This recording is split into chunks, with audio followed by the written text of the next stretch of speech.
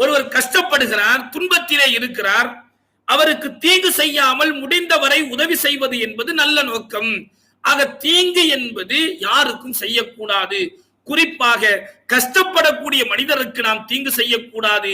முடிந்தால் உதவி செய்ய வேண்டும், இல்லை என்றால் அமைதியாக விட்டுவிட வேண்டும். சரியான நோக்கம் என்பதற்கு ஐந்தாவது விளக்கம், எந்த செயலை செய்தாலும் அதன் மூலம் அல்லாஹுடைய பொருத்தம் கிடைக்கும் என்றால் அதுதான் சரியான நோக்கம். நாம் எதை செய்தாலும் சரி, தொழுதாலும் சரி, அல்லாஹுடைய பொருத்தம் என்பது கிடைக்க வேண்டும். சிலர்கள் தொழுகுவார்கள், குர்ஆன் ஓதுவார்கள், ஆனால் அல்லாஹுடைய பொருத்தம் என்பது அவர்களுக்கு கிடைக்காது. ஏனென்றால் அவர்கள் தொழக்கூடிய நோக்கம் இஹ்லாஸான நோக்கத்திலே தொழுக மாட்டார்கள், அடுத்தவர்களுக்காக காண்பிக்க வேண்டும் என்ற நோக்கத்திலே தொழுகுவார்கள். குர்ஆன் ஓதுவார்கள் நன்மையை சேர்க்க வேண்டும் என்ற